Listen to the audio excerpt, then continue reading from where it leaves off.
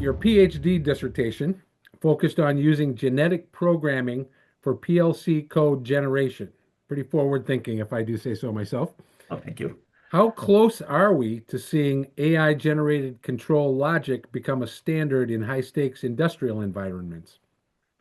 I'm going to say you're there, if not, you're almost there, if not there. The last couple of years at the CSIA and ISA conferences, there's been a couple of companies, a couple of vendors that have demonstrated some software doing just that. What I did on my PhD is I wanted to try to take and leverage the libraries, the standardized libraries that we have. We know that the code is good because it's been used. We know it's integrated well, the structure is correct. All of that is in a position to be able to be reused. That's the kind of the intent. Mm-hmm. The other thing is, and we'll talk a little bit more about it, but the problem that a lot of systems integrators and OEMs are seeing, and for that matter, end users, customers, there's a skills gap and a workforce shortage. And with that, you need to be able to, I'm going to use the word leverage who you have and what you have for talent to be able to develop new programs. What better way to take and leverage what you have in your libraries, bring it into some level of algorithm, and then produce new code that leverages those those libraries. So when I did it using it is a facet of AI, but it's a genetic programming. When I did my dissertation and I did my defense on it, if you took, for instance, a frog, I know that's kind of a bad example, but if you took a frog and you put characteristics, traits that make up the frog, does the frog have the ability to hop? Does it live on the ground? And you give these traits, and then you start bringing different parents together, different generations. If you take all the genetic traits and then you have, just like in humans, you'd be able to have an offspring that shares some of the traits. You bring those traits to the next generation. Sometimes you end up at a point where the very first generation you get an answer. When I did my dissertation, sometimes I had 4,000 generations of different parents being intermingled between the 79 libraries that I had to generate the answer. And then sometimes you would still get an answer that would not have every trait answered for. And that's where mutations would come in my case. And that's where I would have to hand write code because there was no code from the libraries to be able to intermingle, to be able to bring forward an answer. So with that kind of thought in mind, here I am using all these libraries. How do I take and bring those in to generate an answer? So when I wrote my program, I wrote it so that you selected what you wanted. I want it to be a feeder. I want it to have so many parts up. I gave the characteristics, kind of like that frog again. I gave the programs genetic traits. I gave them the chromosomes, if you will, of the traits of all of the library files. Right. And all of the library files had standard, it was like, I think it was like 100 different traits I gave each library file. Whether they had them or not, it was a 1 or a 0. Again, now here you go, you start bringing them together and you say, okay, here's what I want out of the program. And I start mixing and matching. All right, so that's genetic programming.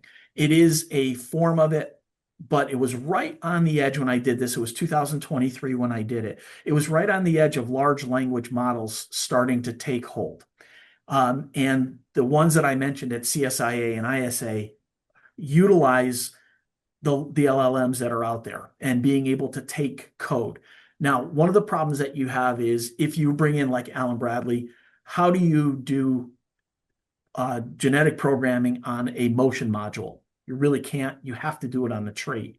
However, in an LLM, I can actually take that code in its full format and be able to do and tell the LLM, okay, this is what I want as an output based on the library files. And oh, by the way, here is what the trait is of each of the libraries. So the couple of vendors that I saw have it. It's not It's not completely perfected. And one of the vendors that I saw had a unique method in how he did it. What he did is he actually took and stripped the characteristics of the vendor, whether it be Allen Bradley or Siemens, and he brought it Mhm. down to pseudocode. And then once he had the pseudocode, that was more or less just kind of Boolean logic, if you will. He fed that to the AI and then asked it to make the changes that he requested in plain English. The AI would then make the changes to the standard pseudocode. And then he had another portion where he would take that pseudocode and reapply the coat of paint that made it look like Rockwell or Siemens, and he could Right. bring that code in. Was it perfect? No, but it's here. Your question was, how close are we? We're here. It's This close. yeah, Yeah. within the next year or two, I think you're going to find more refinements. And I know talking with people like Rockwell, talking with people like Siemens, this is on the forefront of their mind. They already have some modules in place that will link nicely to an AI generated code. Look for it in the next year or two, I think. Right. Wow. The future is now for sure. Yes, it is. Yes. So you were also deploying network-based database systems in the early 2000s. So Correct. more than 25 years ago in this case, before Germany even introduced Industry 4.0 at Hannover Messe in 2011, right?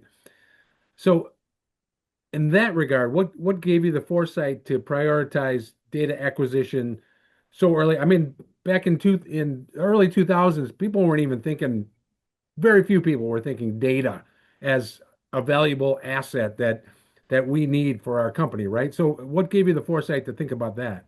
It's funny. When I owned my own company, one of the companies that I was an integrator for was Eurotherm Process Automation, and Eurotherm had a little bit forward thinking on how they handled it.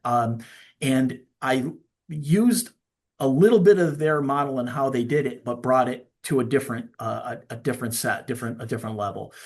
I had what I in my systems integration company, I think I was lucky enough where I had a couple of very bright engineers who worked along with me, took my ideas, embellished on them, and then we kind of put them together to provide a solution to the customers.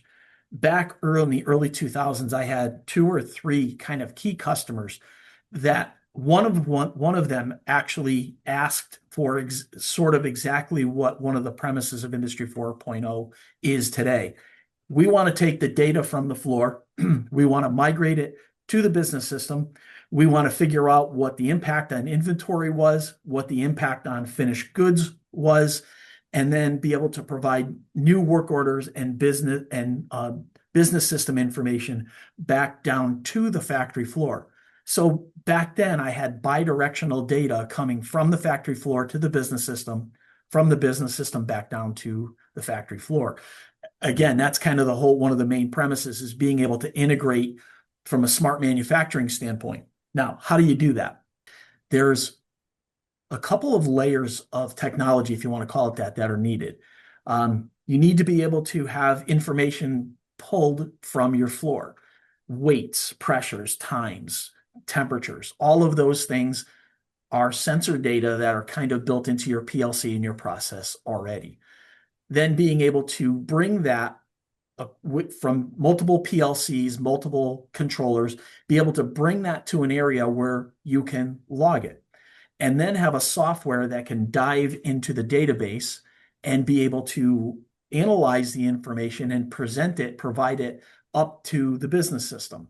So in that case, I had multiple layers. I had the factory floor. I put in every one of the plants that I did this scenario in, I put a computer on the floor that I called an operations server. I guess you might equate that to sort of like an edge computer today, maybe one notch above an edge computer. Okay. But it was a PC that sat close to the process, but was the interface to the business system. And what I did on that is I had SQL Server on that, Microsoft SQL Server, and I had the ability to link to their business system.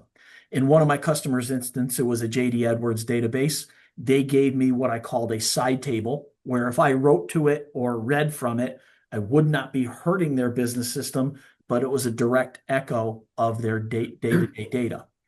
I would go out with this operation server and routinely go grab all of the work orders for that particular plant.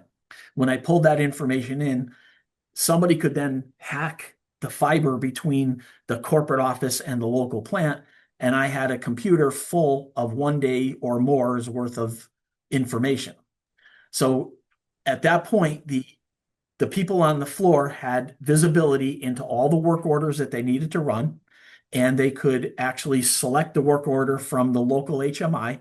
It went up to this operation server, pulled the recipe down, populated the information, spread it to the PLC or PLCs, and the factory floor started running. At that point, I kind of flipped the interface on its head a little bit and said, okay, you've set up the system. Now let's start pulling the information from the factory floor and put it back into the data acquisition system, into the into the database system. So it was kind of the beginning of the ITOT convergence. Mm-hmm. It was a tough load to haul, meaning that IT people didn't want to go through the double doors of manufacturing. So trying to find how to navigate the strict rules about networks and internet and data and servers was kind of, you were blazing the trail, so to speak. Right. One of the things I realized, and you said early on when you introduced me, the multiple degrees I have, I did it for a means to an end. And I say that often. It is not because I wanted to just go out and get more degrees. Every time I came across this point in a threshold of the industry, I needed to know more. In this case, I needed to know more about networking. I needed to know more about forecasting and modeling and databases. So my going back to school was specifically for this reason, being able to understand what my customer needed, how to interface to a database, what is a database, how to set up a schema, how to interface to via ODBC to other kind of higher end, like JD Edwards kind of databases. And do it in a way where it was done properly. Was the first one pretty? Probably not as well as it could have been, but it worked well. And and to your point, I'm very proud of that because I think it was, as you said, close to 20 years before a lot of people were even thinking about it. And the structure that needed to be in place for that. If I've got a nice drawing that I do here for AGR that lays what that looks like, and it's sort of like the pyramid. And I know we don't like to use the pyramid in ISA 95. That's not what it means, but it utilizes that velocity of data method where it's high velocity data on the floor, more refined as it goes up, and then kind of spreads back down. So that was a lot of words, and sorry to kind of all lay it on there, but that's kind of what happened and why it happened. I had a good combination of clever engineers that worked for me, and we learned more together. And I had maybe a hotbed of customers that were requiring it back in as early as 2004. Right.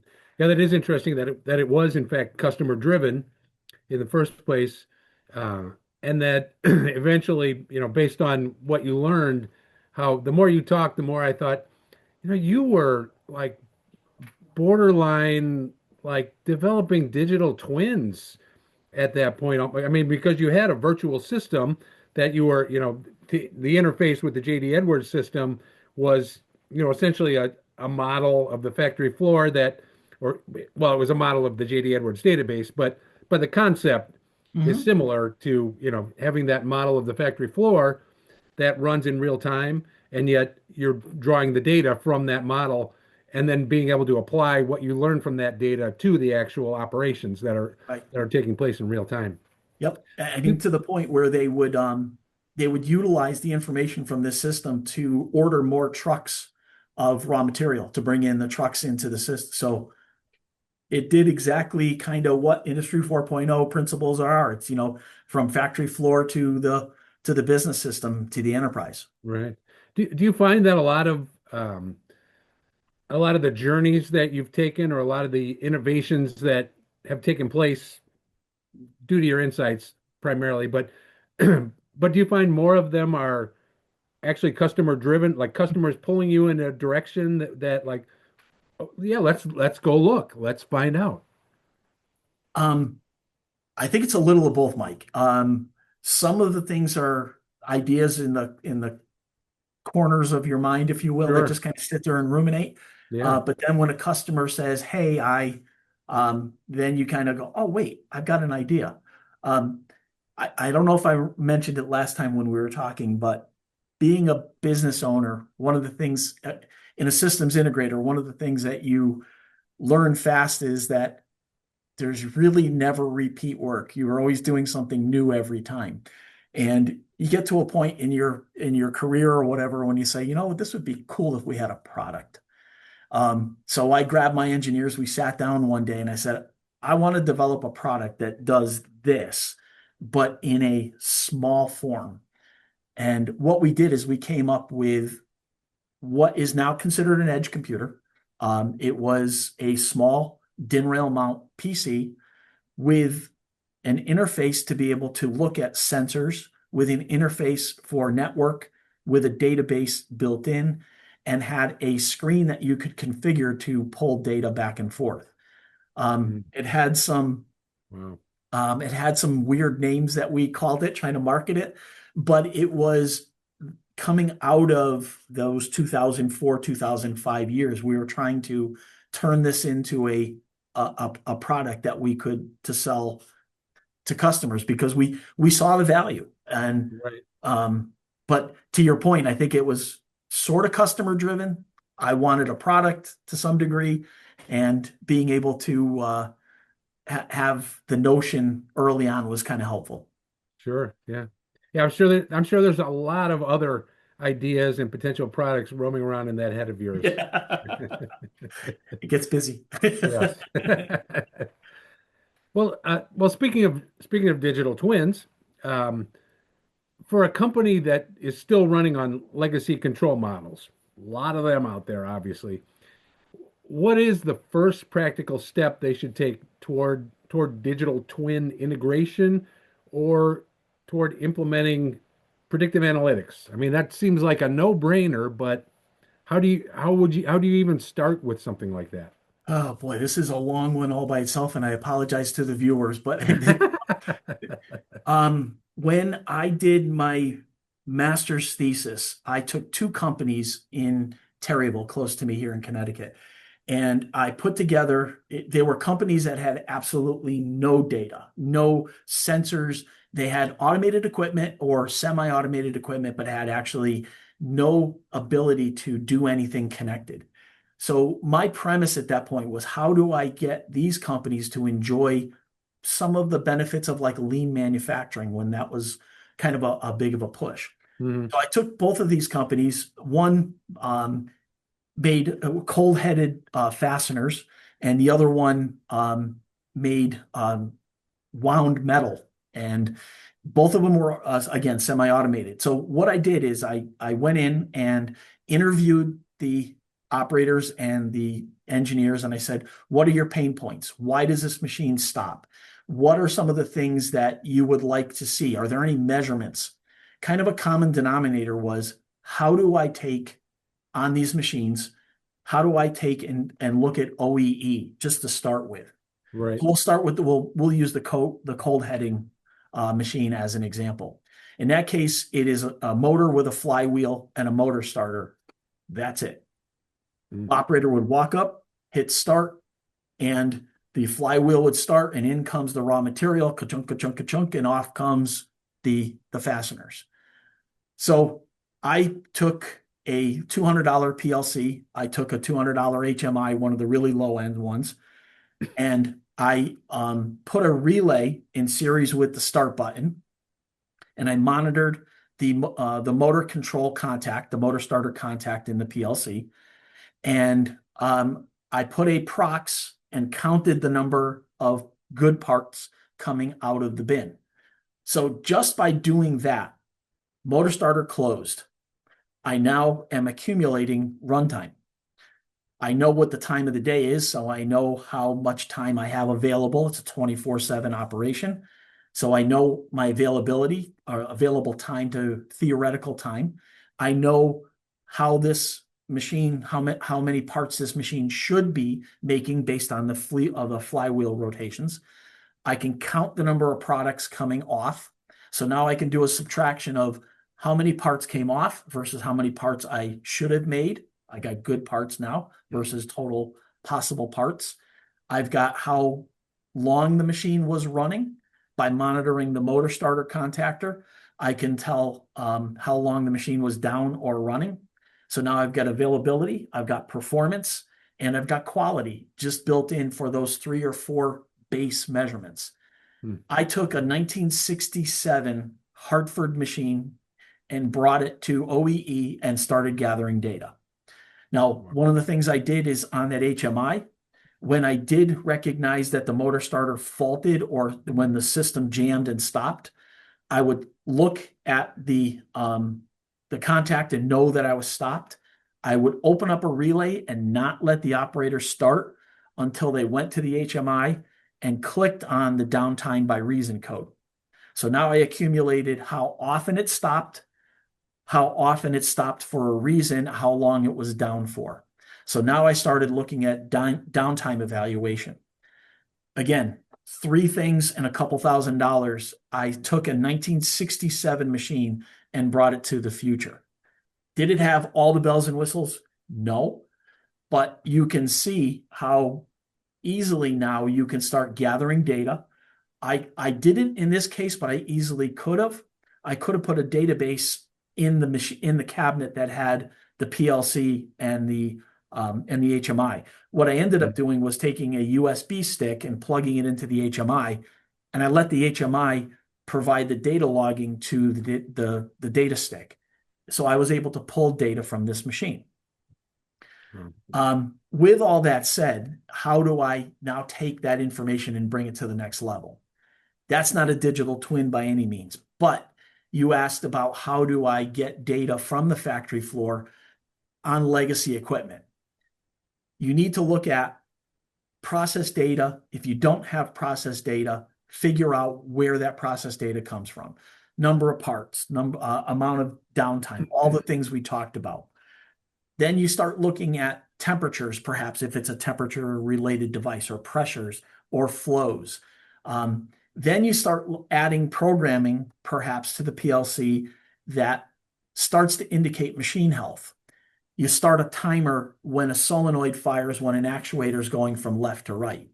And then when it goes from left to right, you time when it gets to the right, and you say, okay, when I started the solenoid, it took 2 seconds to get here. Then when I let go of the solenoid, I measure the time that it gets back, and I start trending that information. I do that station by station. Those are new things that I need to add to the programming to start exposing machine health. Is there a bearing or a bushing issue on the actuator? And is there a pressure or a flow restriction on that actuator? What's causing that actuator to be slower than it might have initially? Again, I am not adding a ton of cost. It's some programming, it's some sensors. And yes, now you can start adding IIoT things where you can start streaming more data. So taking a step back, you got process data and you got machine health data. Being able to log that information is kind of the beginning of this whole predictive analytics. You need that historical information of why things work and why things stopped working in order to be able to do that. One of the things that I did early on in my first master's was modeling and simulation. Modeling and simulation is the kind of the beginning of the digital twin. Going back to that cold heading machine and the other company that wound the wire, I brought those processes into a stochastic discrete event simulation software that allowed me to take the information that I just talked about, bring that in and start hypothesizing, how can I improve this? Now I've got the data of what's really going on. How can I make changes? How can I make improvements? And once I have that, now I take and make the changes in the model and let the data drive the simulation. Mhm. And at the end of the day, are my hypothesized improvements, do they result in an improvement? The great things about the model when you do things like that is I can run years of simulation production in minutes. So Mhm. what might happen and take a long time to prove out, I can do quickly. Mhm. Again, I apologize for the long-winded answer, but it starts with data. It starts exposing the data, then collecting the data, analyzing the data, and then providing the taking the learning and putting it back onto the process. Right.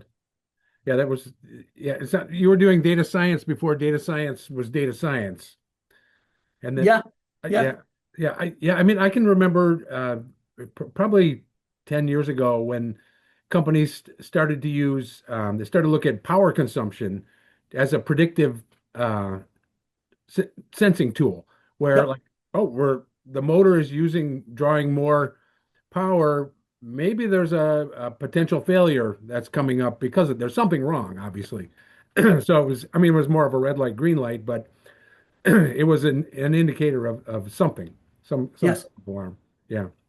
But No, your system was much more sophisticated, certainly, no, in a red light, green light.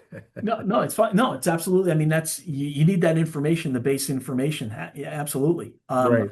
Again, it goes if you're going to do data analytics, if you're going to do predictive analytics, you've got the process telling you a story. Now you need the excuse me, you need the information from the machine to tell the machine health. You need the machine to tell you a story of where it's going. And to your point, power, air consumption, all of those things are indicative of what could be something going wrong. Right. Remember when process variables were just temperature, flow, um, I can't even remember the Yeah. vibration. Yeah. Well, Yep. no, vibration wasn't a process That's a variable, relatively but new it one. is now, right? Yeah. I mean, there are so many variables now, more than the four um, that it used to be. Yep. So let's get back to your research. Your research interests include discrete events. You were just talking about discrete event stochastic modeling. Yep. How can smaller manufacturers use these complex simulations without needing a PhD level team on staff? There are a lot of software packages out there to help you do the work. They've got the PhDs and the equivalent on their payroll developing the algorithms. There are companies out there that rifle through the data and help you do the predictive analytics. Um, the way that I look, there was a recent blog, if you want to call it that. There was a thread on ISA that it was talking about digital twin. And the way that I see it is, and you're probably going to get some people writing about this, but saying, no, you're wrong. I think there's two different avenues. The digital twin, at the end of the day, the digital twin is a digital representation of what's going on the floor, period. There's two ways to get there in depending on the production environment. If you're going to do something like discrete event stochastic modeling, it is more along the process end of things. How do I take and hypothesize how many more pallets I can put on a conveyor to make the buffer work correctly? If I go from a four up per station to an eight up per station, but then bring it back to three-quarter speed or whatever it is, what does that look like? That's perfect for discrete event stochastic modeling. You can bring all that process data. You can bring mean time before failure, mean time to repair, operator response time, all of the things that you can collect that help display the information or derive the information for you. That works well. Then there's the physics model of the digital twin. Put the stochastic modeling aside, and you bring in, if I take a SolidWorks 3D model of my machine, perhaps, and then I take code, whether it's pseudocode or whether it's actual PLC code, there's software out there that lets me take all of the physics motion devices on a machine and link it to PLC code and actually run this machine in a in a virtual environment Right. and actually run it as if it's running out on the floor. Yep. Now, I hypothesize changes again. Hey, what happens if I'm going to make this change in code? I'm going to go from point A to point C instead of point A to point B to point C. What does that look like? I'm not going to crash anything in the real world. I'm not going to cause any harm to tooling. The worst that's going to happen is I'm going to get a fault and I can reset where I was. That's the beauty of the physics model of the digital twin. And being able to take one or both of those and bring them to the end user. There are, again, FlexSim. Let's talk with stochastic modeling. FlexSim, Arena, ProModel. The one that I've been using lately, it's an open source free version, JAMSIM, JAAMSIM. All of those do this stochastic modeling very well. Then there's Emulate 3D, and the Rockwell side, Siemens has the equivalent of that, where you can do the digital twin in that manner that I talked about with using SolidWorks physics. Then there's companies out there that take and rifle through the data using AI, being able to pull that information, rifle through the information, and be able to provide you the information you want to do predictive analytics based on your data. Mm-hmm. You don't need somebody like me on staff. You do need somebody who might understand what AI is, where it comes from, why it's useful, what the digital twin is, what the software does in the background. You don't need to be the guy that actually writes the algorithms, but having a good base knowledge is helpful. At the end of the day, you need the data, no matter what. You need to be able to pull that information. And then you need to be able to find a way to get that data to either the discrete event simulation or to the physics model. What would you say is the difference between a simulation and a digital twin? If you take a simulation is going to have a model that reflects your physical entity, and you run the data there's two aspects to this again. You can take the statistical data, the historical data, and run and validate your model. That is kind of a static digital twin, if you want to call it that. I'm using historical information, putting it in the model and running it. And I can make changes and I can run that static data. The big time digital twin is now if I take that model that I know works well, Right. and now I start streaming in real-time data, IIoT data, sensor data, PLC data, that if that model can read the tags in the PLC real time, you've got two real-time systems running. One on the factory floor that's encountering and running, and by virtue of using the same physics and the same code, I am getting a virtual model, and both of those should be reacting exactly the same. That's the digital twin. The IT and OT have traditionally not been on the same page. And we're in a world now where that has become a necessity just because of the advances and data being looked at as a valuable asset to manufacturing operations. So what I'd ask you is what what is it about that IT OT convergence that really excites you? That really you think like there is so much potential here for fill in the blank. Just knowing that there is an emphasis on knowing there is a divide between IT and OT and having them converge, and having them talk together. Going back to my first example, when I first started doing this, you had people who understood the factory floor, and you had the people who understood the internet and networking and phones and servers. They didn't go together. And anytime you asked for something, it was like, nope. And you had to kind of discover your own path. You had to blaze your own trail. Hmm. What excites me is now there are a bunch of standards being that are coming out from ISA and others Great that point. help guide and govern how you do this. How does the data look? You have things like MQTT, the unified namespace. You have all of these things that are helping to take and bring these two worlds together. And it's nice that they're actually starting to talk. And to Hmm. your point, I'm sure everybody has heard that data is the new oil. Whether that's true completely or not, there is value, and you said it very well. There is value in that data. It can tell stories, it can help you bring your downtime down, all of that. And you need somebody to understand both aspects.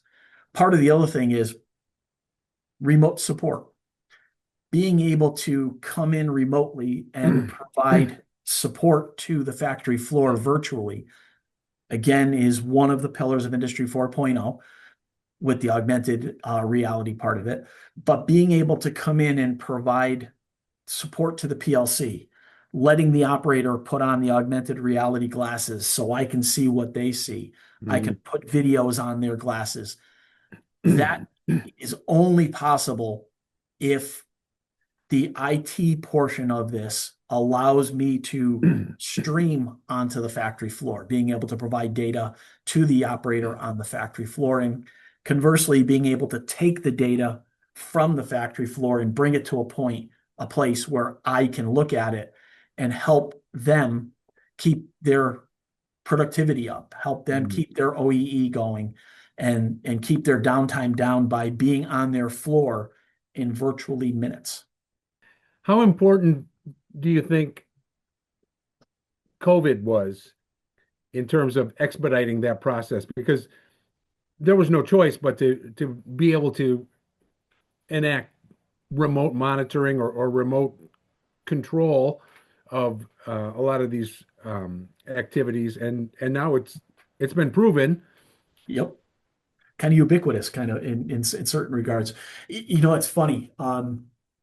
Sometimes, they say necessity is the mother of invention, and well, we had COVID, and we only had the ability of having certain people, critical people on site. The rest had Right. to be off site, but yet you needed to keep going. We here at AGR, we were lucky.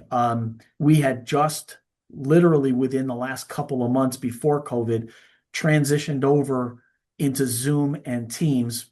We were kind of going back and forth. We ended up on Teams, but having the infrastructure to have I could call somebody and talk to them right away. I could Hmm. share my screen.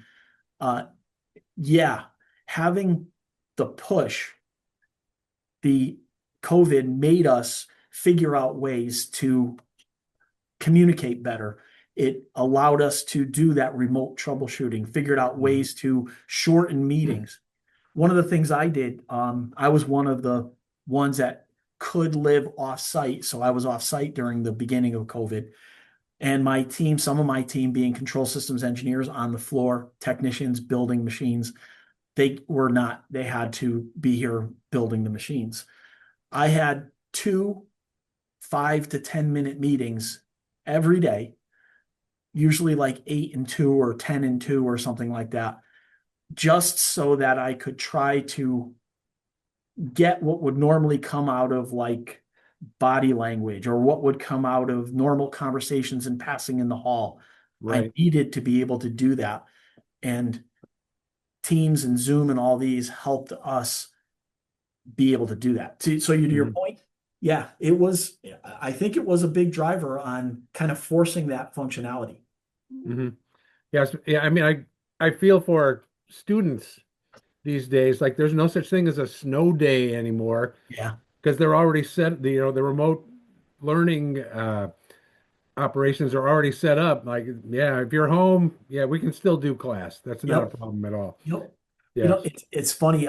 With here at AGR, one of the things I do, as you know, because I've been with you on some of them, conferences. I present at conferences, Sure. and I do some trade shows and things like that for the company and ISA and CSIA.